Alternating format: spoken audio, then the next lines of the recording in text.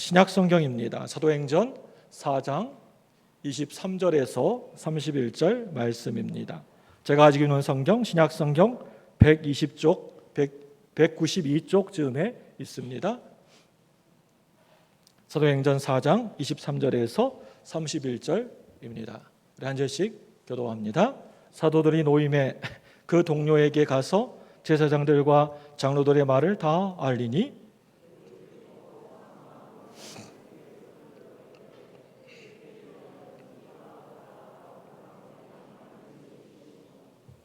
또 주의 종 우리 조상 다윗의 입을 통하여 성령으로 말씀하시기를 어찌하여 열방이 분노하며 족속들이 허사를 경영하였는고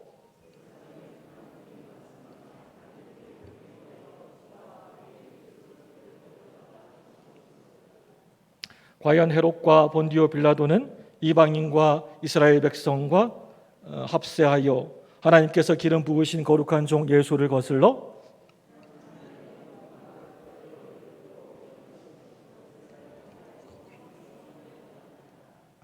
주여 이제도 그들의 위협함을 굽어보시옵고 또 종들로 하여금 담대히 하나님의 말씀을 전하게 하여 주시오며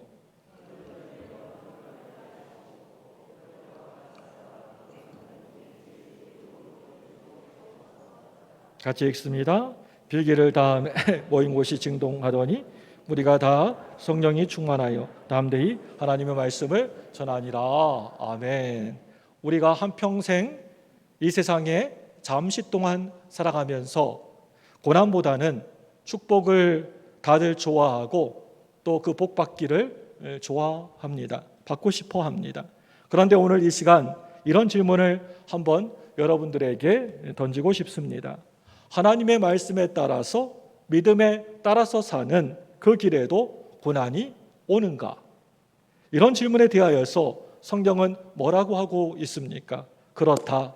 또 살아가면서 우리가 힘든 일이 오기도 하고 또 고난도 당연히 온다.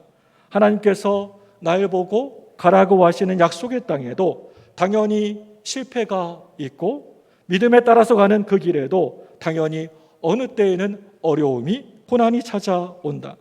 우리가 살아가면서 정말 믿음대로 한번 살아가 보려고 이리저리 몸부림을 엄청 쳐 보는데도 내가 다니고 있는 직장은 점점 더 어려워지고 또 경제적으로는 너무나 힘이 들고 내 마음속에는 염려와 고민과 걱정거리들이 내 마음속에 한가득 차게 되고 어린 자녀들은 이것저것 안 아픈 곳이 없고 빌린 돈의 이자는 내 힘으로 내 능력으로 도저히 감당할 수 없을 정도로 점점 더 계속해서 불어나고 가족들은 서로 보기만 하면 으르렁거리고 짜증을 내고 정말 난리가 아닐 때가 있습니다.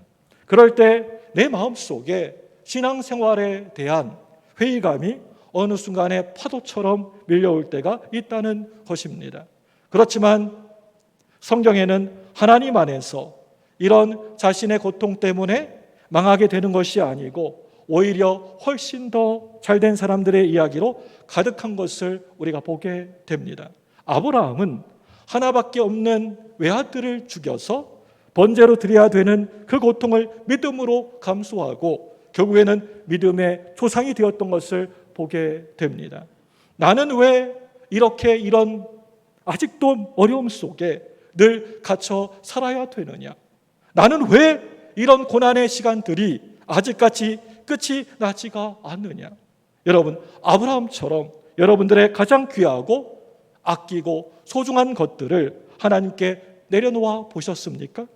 도무지 하나님 앞에 드릴 수 없는 그 이삭을 하나님 앞에 온전히 바쳐본 경험들이 있으시냐라고 하시는 것입니다. 모세는 살인자라고 하는 오명을 뒤집어쓰고 이리저리 도망 다니다가 결국에는 민족의 지도자가 됩니다. 여러분, 이 나라와 민족을 위하여서 하나님을 위하여서 여러분들의 목숨을 걸고 충성하고 헌신하신 적이 있으십니까? 다니엘은 믿음을 끝까지 지키다가 사자굴 속에 던져지게 됩니다. 그리고 결국에는 한 나라의 국무총리까지 올라가게 됩니다.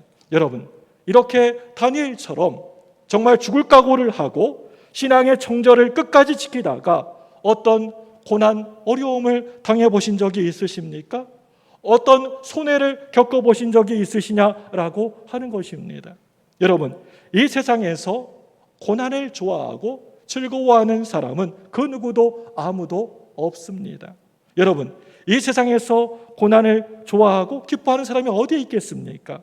오늘 우리가 함께 읽은 이 사도행전의 말씀은 참으로 여러 가지 별명들을 가지고 있는 성경 말씀입니다. 이 사도행전을 성령행전 또는 교회행전, 제가 거기에다가 별명을 하나 더 붙여준다라고 한다면 이 사도행전은 고난의 행전이 아닌가 그렇게 생각을 합니다. 그 당시에 교회가, 초대교회 시절에 교회가 세워질 때 성령이 그 교회의 복음을 온 땅 가운데 계속해서 전해가는 과정 속에서 초대교회는 참으로 많은 핍박들을 받았던 것을 볼 수가 있습니다. 수많은 여러 고난을 감내해야만 했습니다. 너무나 힘들고 어려운 일들을 만나게 되었고 겪어야만 했습니다. 그리고 이것을 감당해 나가는 과정을 보게 되면 복음서에 나오는 기도와 또 사도행전에 나오는 기도에 약간의 서로 차이가 있다라고 하는 것을 우리가 볼 수가 있습니다. 복음서에서는 예수님과 예수님의 제자들이 기도할 때 겟세마네 동산에 올라가서 땀방울이 핏방울이 될 정도로 간절하게 하나님 앞에서 기도를 했습니다.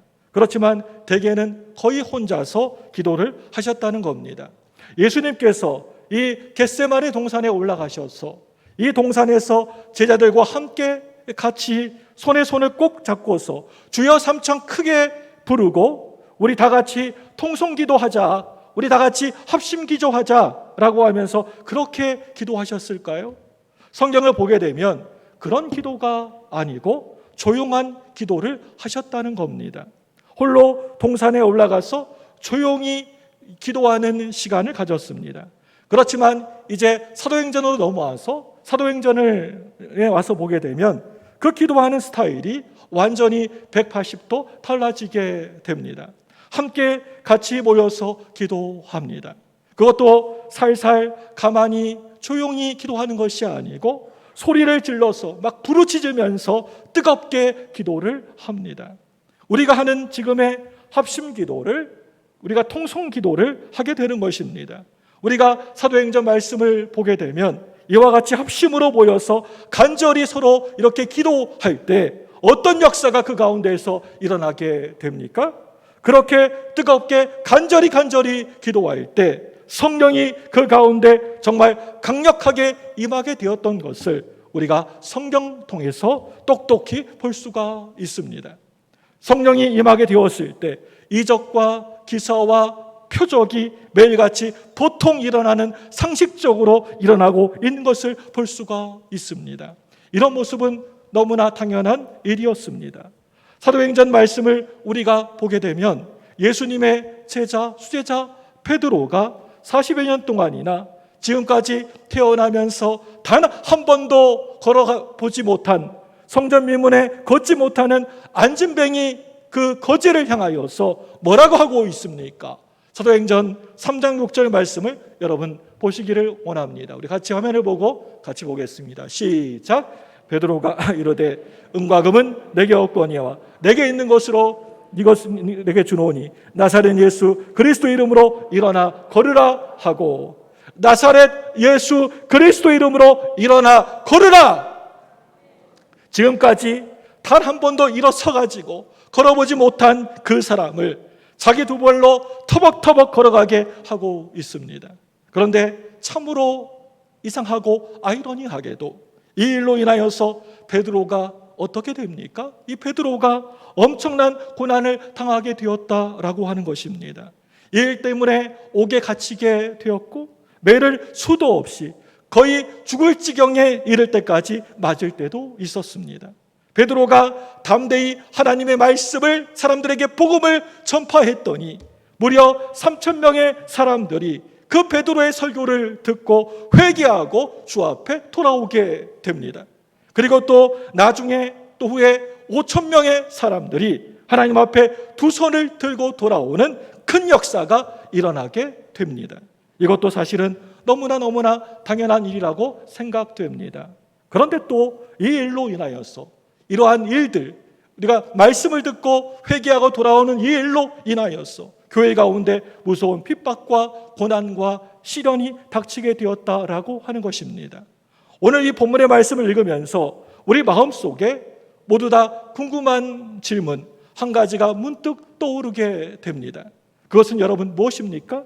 성령 충만한 교회에 왜 이와 같은 고난이 있을까? 성령 충만한 우리 예수 믿는 사람들, 성도들에게 왜 이런 어려움과 핍박들이 찾아오게 되었을까? 복음을 위하여서 늘 헌신하는 사람들이 왜 무서운 시련을 겪어야만 하는 것인가? 라고 하는 너무나 기본적인 질문을 우리가 하게 되는 것입니다. 이러한 문제를 해결하려고 했을 때 많은 사람들이 신비주의적으로 해석을 많이들 하게 됩니다. 그게 뭐냐면 너희들이 예수를 잘 믿으면, 너희들이 교회에 열심히 다니면, 너희들이 정말 성령을 받게 되면 아픈 사람도 깨끗하게 낫게 된다. 고난 가운데 있는 사람들도 평안해진다.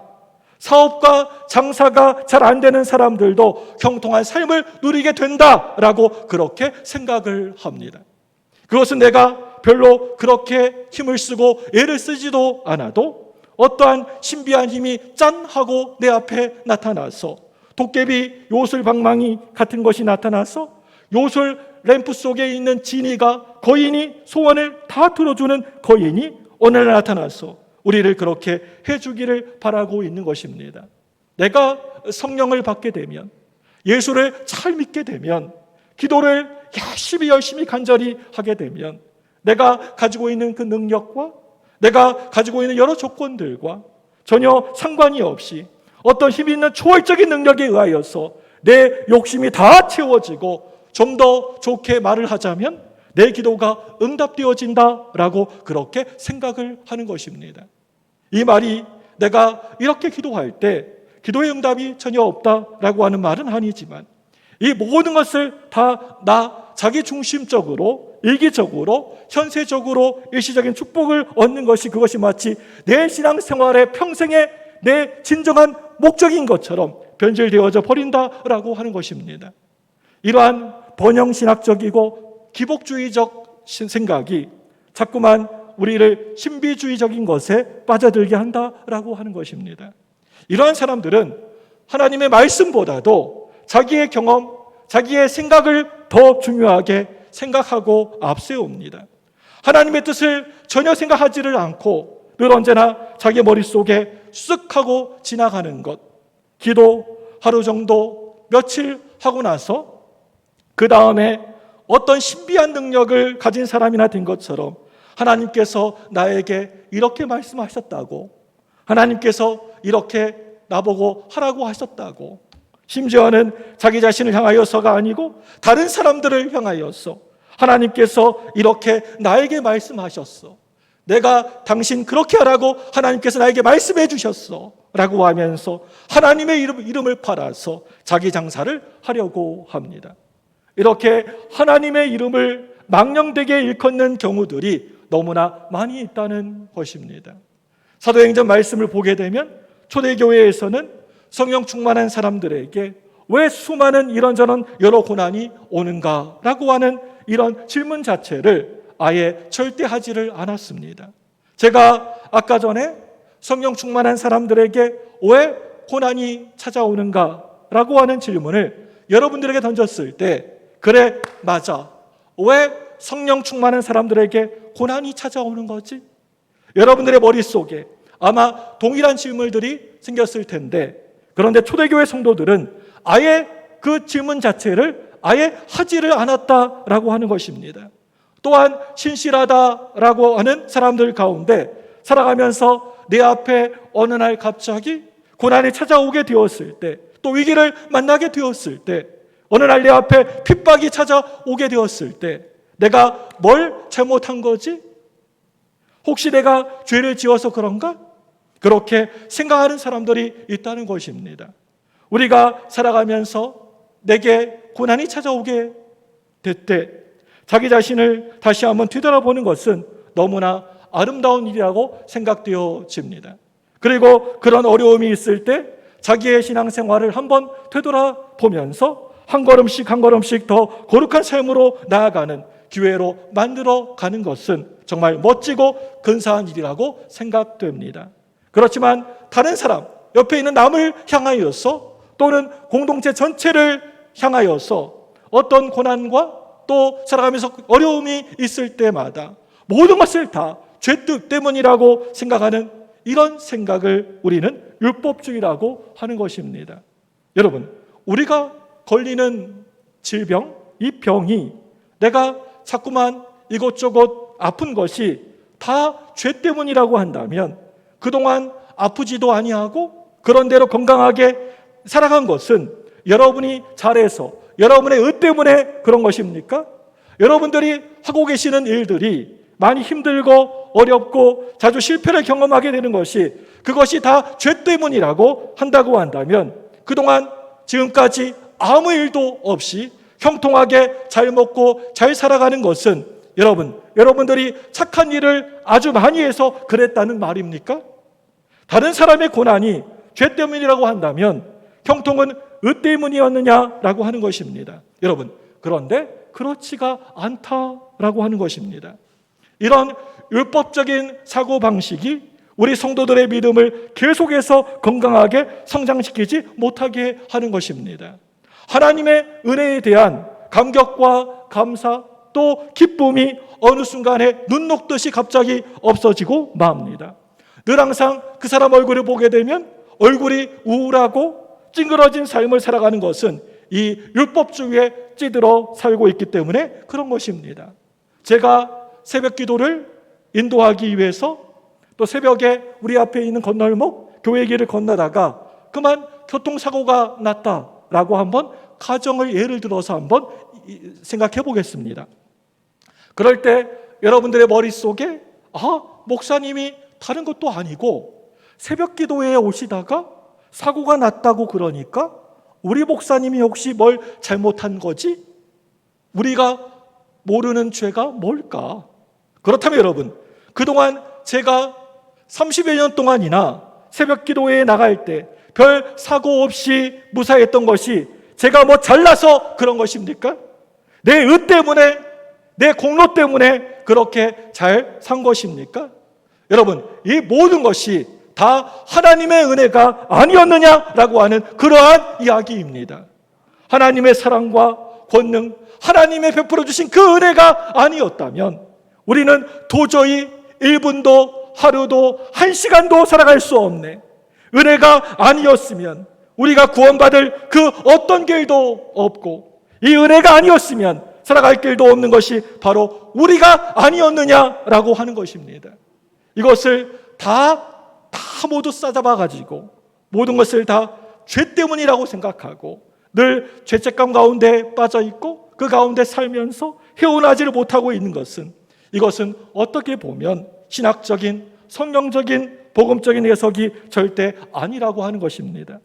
우리 기독교의 역사는 이러한 신비주의에 빠질 때마다 기복주의 번영신학에 빠져들었던 것을 보게 됩니다. 교회가 이러한 율법주의에 깊이 빠질 때마다 생명의 참 종교가 세상의 다른 종교들과 전혀 다를 것이 없는 윤리도덕이 되어버리고 말았던 것입니다. 아무튼 착하게만 내가 살면, 이 땅에 살아가면서 내가 착하게만 살면, 선하게 죄짓지 않고 선하게만 살면 구원을 받는다라고 그렇게 이야기를 하게 되는 것입니다. 여러분, 얼마나 이 말 얼마나 속 터지는 이야기입니까?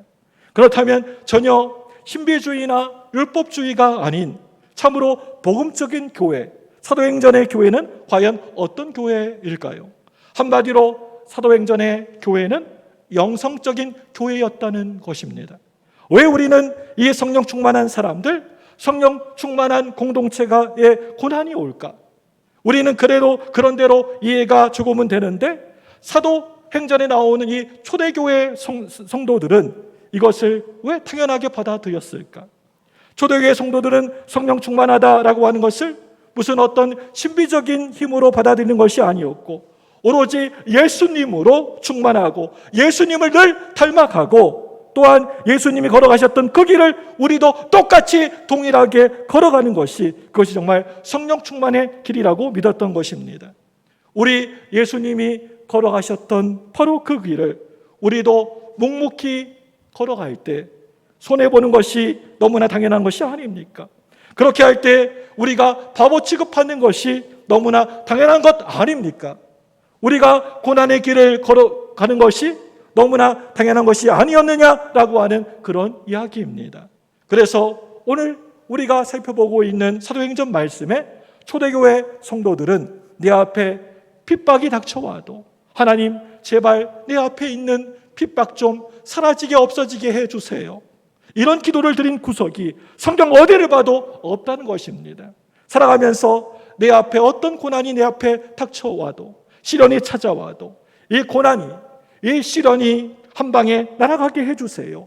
이런 기도를 하는 게 눈을 씻고 봐도 한 말씀도 전혀 없다라고 하는 것입니다. 지금 내가 처한 이 환경을 바꾸어서 하나님 나 좀 이 땅에 살아가는 동안에 좀 편안하게 좀 살게 해주세요 라고 하는 기도가 없습니다. 이 환경 속에 나타나는 하나님의 뜻과 계획이 무엇입니까? 이 어려운 환경과 고난의 환경 속에서 나는 도대체 무엇을 해야 되는 것입니까? 주님의 몸된 교회는 어떻게 이 어려운 고난의 현장에서 더 복음을 잘 증거하고 복음적인 삶을 살 수가 있습니까? 바로 이것이 그들의 기도였다라고 하는 것입니다. 사도행전 말씀에 나오는 초대교회 성도들은 내 앞에 어떤 고난이 있을 때마다 또 핍박이 있을 때마다 힘들고 어려운 일들이 있을 때마다 담대하게 해달라고 기도했습니다. 하나님, 지금 내가 이 고난이 내 앞에 이런 고난이 있습니다 라고 해서 그래서 내 믿음을 비굴하게 초라하게 세상과 타협하는 그런 믿음 생활을 하지 않도록 하나님 도와주세요. 용기를 하나님 주세요. 담대하게 해주세요. 말씀대로 생각하고 말씀대로 내가 살게 해주세요. 담대하게 하나님 말씀을 잘 증거하면서 평생 살아가게 해주세요. 사도행전 말씀에 나오는 초대교회 성도들은 핍박과 앞에 고난들이 있을 때마다 담대하게 하나님의 말씀을 증거하며 살게 해달라고 기도했던 것입니다. 여러분, 이게 바로 영성적인 교회의 모습입니다. 이러한 고난 때문에 하나님과 점점 더 멀리 멀어지는 사람이 있는가?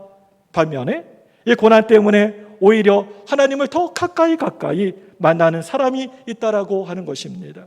어떤 문제들 때문에 또 고통 때문에 고난 때문에 실수와 실패 때문에 아픔 때문에 지금까지 열심히 신앙생활 잘했던 것을 팽개쳐버리고 하나님과 점점 더 멀어지는 사람은 바로 그런 사람은 불신앙이라고 할 수가 있습니다. 이런 사람은 하나님의 사람이 절대 아니라고 생각됩니다.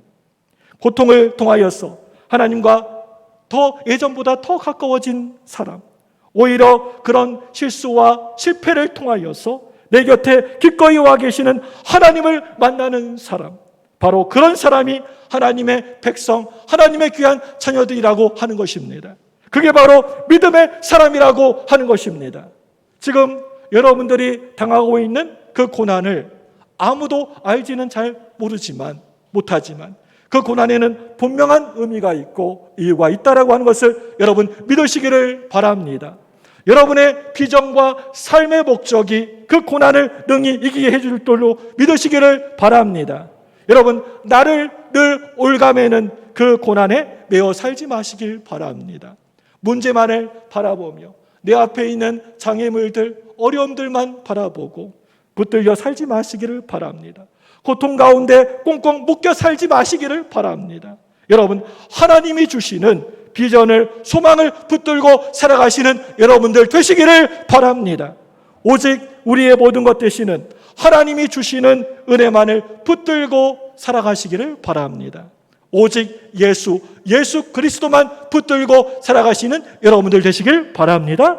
예수님을 바라보시기 바랍니다. 세상이나 사람들 의지하고 바라보는 것이 아니라 오직 예수 그리스도, 예수님만을 바라보며 살아가시는 믿음의 종들 되시기를 바랍니다. 승리의 길이 바로 거기에 있습니다. 사도행전 말씀에 나오는 초대교회 성도들은 어떤 신비주의도 아니고요, 율법주의가 아니고 한마디로 복음적인 교회였다라고 하는 것입니다. 복음주의적인 교회였다라고 하는 것입니다. 보통 사람들이 성경의 가치를 깊이 묵상하지를 아니하고 생각을 하게 되면 당연하게 내 삶에 고난이 하나도 없는 게, 내 앞에 어려움이 없는 것이, 그것이 하나님의 은혜일 것입니다. 보통은 병들어서 이것저것 안 아픈 것이 없이 다 아픈 것보다는 건강한 것이, 그것이 하나님의 은혜라고 많이들 생각을 합니다. 그리고 어떤 일을 했을 때 실패하는 것보다는 성공적인 삶을 우리가 살아가는 것이, 그것이 믿음이 좋은 사람들의 길이라고 그렇게 생각을 많이 합니다. 우리 생각에는 그 어떤 고난도 없어야지만 선교도 잘 될 것이라고 생각합니다. 고난이 아예 하나도 없을 때 우리가 신앙생활을 잘 할 수 있다라고 생각합니다. 그런데 성경은 복음이 잘 전해지기 위하여서 이 고난이 필요하다라고 이야기를 하고 있다는 것입니다. 우리 믿음이 더욱더 잘 연결어지기 위하여서 우리가 지옥에 가지 아니하고 저 천국에 가는 길을 잘 가기 위해서 기도를 포기하지 아니하고 우리의 신앙이 식지 아니하고 또 게으르지 아니하고 말씀에서 우리가 떠나질 아니하고 신실한 믿음의 성도로 살아가기 위하여서 우리에게 어느 때에는 핍박도 필요하고 또 어느 때에는 고난도 필요하다라고 성경은 우리에게 분명하게 말하고 있고 초대교회 성도들도 그렇게 생각을 했다라고 하는 것입니다. 여러분, 지금 우리는 코로나19로 인하여서 정말 너무나 힘든 어려움의 재난의 상황을 걸어가고 있습니다. 이럴 때 우리가 고난의 신학, 고통의 신학이 잘 정립되어 있지 아니하면 마지막 때, 마지막 종말의 때에 믿는 자를 보겠느냐? 이때가 바로 성경에서 말하고 있는 이때라고 생각하고 그저 참 평안하다라고 하면서 두 손 모아 배에 올리고 천만 찾을 말고 늘 깨어서 여러분 정신 바짝 차리고 기도해야 된다라고 하는 것입니다. 사도 바울 선생님이 만약에 우리 곁에 여기에 와 계신다라고 하신다면 제가 한번 그 사도 바울 선생님에게 진지하게 한번 여쭤보고 싶은 게 있습니다. 선생님은 누구보다도 복음을 열심히 증거하셨고 복음대로 살려고 예를 쓰셨고 또 많은 성경을 기록하셨고 기독교 2000년 역사 동안에 가장 큰 일도 많이 하셨고 영향력이 있는 어르신이셨습니다. 선생님께서 하나님을 그렇게 사랑하셨는데 선교를 위하여서 평생 모든 삶을 다 걸으셨던 분이신데 그 모진 고난이 혹시 억울하지는 않으셨습니까? 그걸 어떻게 견뎌내셨습니까? 그 고난을 어떻게 이겨내셨습니까? 이 질문에 사도 바울이 우리에게 대답을 합니다. 우리 빌립보서 1장 12절 말씀을 다 같이 보겠습니다. 화면을 보고 같이 읽습니다.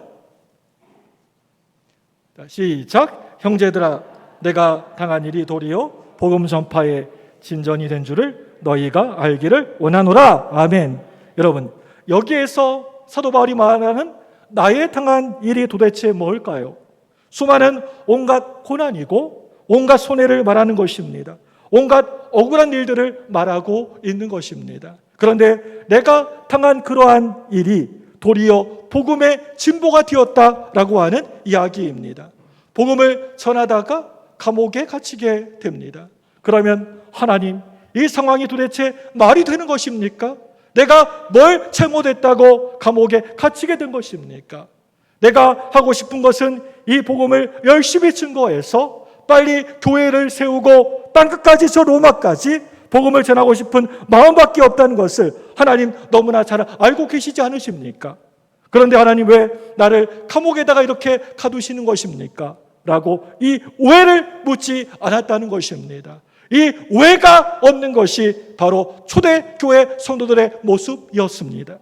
아무리 성경을 이리저리 살펴보아도 이 오해가 전혀 없습니다. 그냥 아무 말도 하지 아니하고 묵묵히 감옥 안에서 기도하는 것입니다. 낮에 맞았던 등허리가 터져서 쓰리고 아파서 도저히 잠을 이룰 수가 없습니다. 바울도 실라도 너무 아파서 고통스러워서 끙끙거리면서 들어 누워 있습니다. 실라, 우리와 함께 일어나서 찬송하세. 선생님, 무슨 신라의 달밤도 아닌데 무슨 찬송을 합니까? 그 캄캄한 한밤중에 찬송하고 기도했더니 굳게 닫혀있던 옥문이 활짝 열려지게 됩니다. 간수장이 예수를 믿게 됩니다. 로마의 시위대의 고급 정치가들이 찾아와서 예수를 믿게 됩니다. 이게 바로 유럽교회의 시초가 되었던 것입니다. 사도 바울이 이리저리 복음을 전했다. 이 사람 저 사람 만나고 다니면서 하나님 말씀을 전했다라고 해서 간수를 만날 수 있었겠습니까? 로마의 장교들, 로마의 고급 관료들을 만날 수가 있었겠습니까? 감옥 속으로 들어가게 되니까 다 만나게 되었다는 것입니다. 골로새서 1장 24절 말씀입니다. 다 같이 화면을 보고 같이 읽습니다. 시작. 나는 이제 너희를 위하여 받는 괴로움을 기뻐하고 그리스도의 남은 고난을 그의 몸된 교회를 위하여서 내 육체에 채우노라. 아멘. 그리스도의 남은 고난을 그의 몸된 교회를 위하여서 내 육체에 채우노라.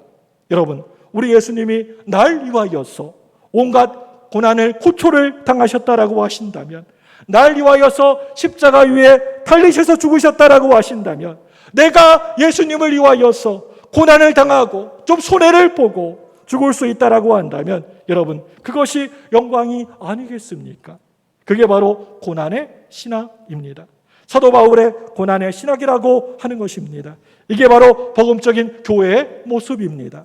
여러분, 지금은 개인적인 고난이 아니고 이제 세계적인 고난의 상황이 아닙니까? 너무나 힘들고 어려운 이 고난의 상황에서 내가 진짜라고 하는 것을 보여드릴 좋은 기회라고 생각됩니다. 하나님이 정말 찾기를 바라시고 원하시는 그 한 사람, 예배자가 여기에 있습니다. 하나님이 원하시는 리얼 성도, 진짜 알곡 성도가 바로 여기에 있습니다. 하나님, 제가 그런 사람이라고 하는 것을 하나님께 보여줄 수 있어서 너무나 기쁘고 행복합니다. 여러분, 이게 바로 복음적인 교회의 모습이고 저는 의심 없이 분명하게 믿고 확신하고 있습니다. 우리는 고난 중에 더욱더 기도하게 됩니다. 그리고 하나님을 만나게 되는 것입니다. 사도행전 4장 29절 말씀을 보기를 원합니다. 함께 읽습니다.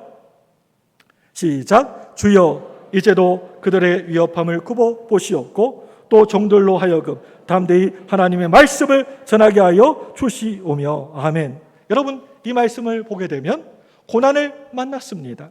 수많은 온갖 사람들이 이 초대교회 성도들을 비난하고 핍박을 해댑니다. 그럴 때 29절 말씀에서 담대히 하나님의 말씀을 전하게 하여 주시오며 라고 하면서 담대하게 해달라고, 담대하게 말씀을 듣고 말씀대로 살게 해달라고, 담대하게 말씀을 증거하며 살게 해달라고 간절히 기도하고 있습니다. 그랬더니 어떻게 됩니까? 오늘 본문 마지막 31절 말씀입니다. 우리 다 같이 읽습니다. 31절입니다. 시작. 빌기를 다음에 모인 곳이 진동하더니 무리가 다 성령에 충만하여 담대히 하나님의 말씀을 전하리라. 아멘.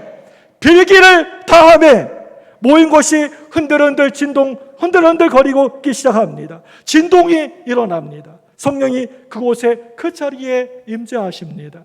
오늘 말씀을 자세하게 보게 되면 아주 신비스러운 일들이 일어나게 되고 사도들을 매질하던 사람들의 팔이 똑하고 부러져 버리고 몽둥이를 내리치던 사람들의 몽둥이가 공중으로 휙 하고 올라가더니 땅으로 떨어지더니 매질하던 인간들의 머리가 박살이 다 나버리고 걷지 못한 사람들이 걷게 되었다라고 하면서 감옥에다가 쳐넣었던 사람들의 다리가 부러져 버리고 하는 이런 일들이 일어난 것이 결코 아니었습니다. 31절 말씀을 보게 되면 31절 말씀의 마지막 결론이 무엇이었습니까? 담대하게 우리가 살게 해달라고 기도하고 성령 받고 담대하게 하나님의 말씀을 증거했다. 이것이 바로 오늘 본문의 말씀의 결론입니다. 고난 가운데 두려워하거나 뒤로 물러서는 것이 아니었고 더욱더 예수님만을 바라보고 당당해지는 것, 담대해지는 것입니다. 오직 하나님의 말씀대로 살아보려고 한번 내가 몸부림을 한번 쳐보는 것입니다. 내가 알곡이라고 하는 것을, 내가 진짜라고 하는 것을, 내가 진실한 예수님의 제자라고 하는 것을 확실하게 보여주는 기회로 만들어 가야 된다라고 하는 것입니다. 이게 바로 성령 충만한 사람이라고 할 수가 있습니다. 오늘 말씀의 결론은 오늘이 내 인생의 마지막 날, 끝, 마지막 날이라고 할지라도, 내가 나의 모든 것을 전부 다 빼앗긴다라고 할지라도 담대하게 당당하게 살아가는 것입니다.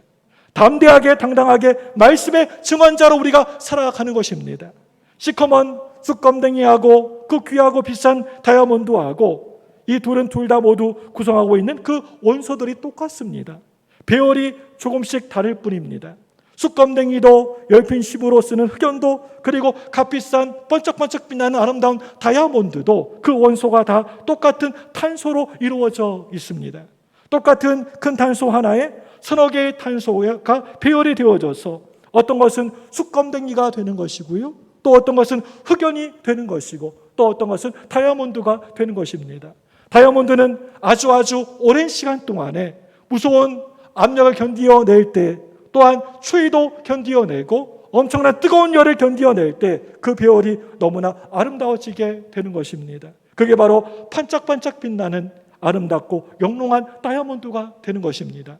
제가 예사컨대요, 이번 코로나1, 이 코로나 사태, 코로나19가 다 끝난 다음에 연탄재로 얼굴이 시커멓게 된 것처럼 내 믿음 생활, 내 신앙 생활이 시커멓게 검정이 묻어서 내 곁에 있는 사람들의 가슴 속에 상처를 내고 스크래치 생채기를 내어서 마치 새까만 먹물통처럼 만들어버리는 사람이 될 수도 있는 것이고, 아니면 반짝반짝 빛이 나는 아름다운 다이아몬드 같아서 지구상에 이보다 더 큰 위기가 우리에게 닥쳐온다라고 하더라도 든든히 흔들림이 없이 견디어내는 사람이 있을 것이라고 생각합니다. 어쩌면 종말론적인 상황을 몰고 올 수 있는 첫 번째가 바로 이 바이러스입니다.